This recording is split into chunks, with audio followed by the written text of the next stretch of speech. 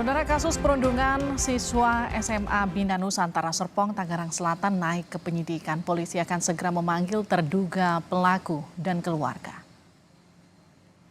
Kasus perundungan siswa SMA Bina Nusantara Serpong, Tangerang Selatan naik ke penyidikan. Polisi telah mengumpulkan keterangan dari korban dan keluarga serta bukti berupa video kejadian.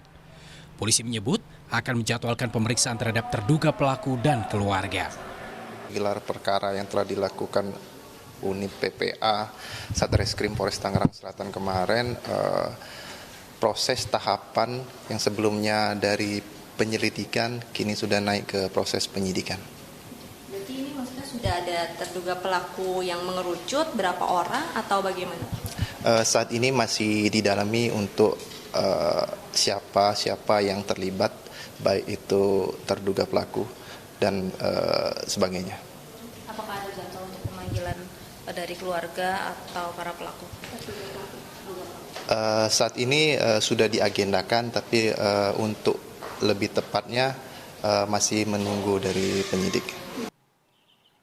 Sempat dirawat di rumah sakit, korban bullying kini telah dipulangkan ke rumah.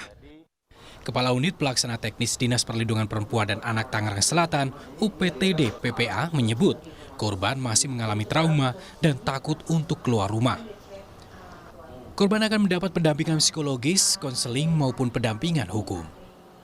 Secara garis besarnya satu korban ya trauma lah dengan kejadian ini gitu loh. Trauma memang masih pasca kejadian itu memang dia tidak mau keluar rumah, dan juga dengan viralnya video-video di medsos juga itu juga menambah beban dari si korban. Langkah ke depan kita memang tetap memberikan layanan konseling terhadap korban, keluarganya, orang tuanya ya. Sama. Anggota Komisi Perlindungan Anak Indonesia Dia Puspita Rini menyebut perlu kerjasama semua pihak untuk memutus mata rantai bullying. KPAI juga mengingatkan agar kasus bullying ini tidak dianggap remeh. Ini bukan menjadi tanggung jawab siapa, tapi seluruh pihak. Ya, kenapa? Karena yang bullying atau perundungan itu memutus mata rantainya tidak dari satu sisi, tapi semua pihak. Pengawasan dari masyarakat saya kira juga penting. Kenapa? Karena kejadian di kasus ini itu di luar sekolah. Bagaimana kemudian kita semua itu bisa memahami bahwa perundungan, bullying itu tidak dianggap remeh gitu. Kasus perundungan yang menimpa siswa kelas 10 SMA Binus Serpong terjadi sebanyak 2 kali. Perundungan pertama terjadi 2 Februari 2024 di warung belakang sekolah Binus Serpong. Perundungan diduga dilakukan oleh belasan senior, yakni kelas 12. Aksi perundungan terjadi kembali pada 13 Februari 2024. Hal ini terjadi karena korban ketahuan mengadukan kejadian sebelumnya kepada keluarga.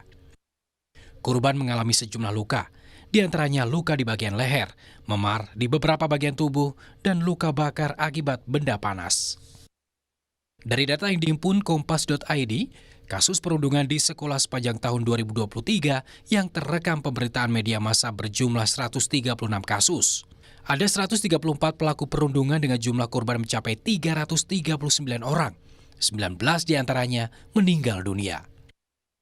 Untuk mengatasi isu bullying di lingkungan sekolah, Kemendikbudristek mendorong pembentukan Tim Pencegahan dan Penanganan Kekerasan (TPPK).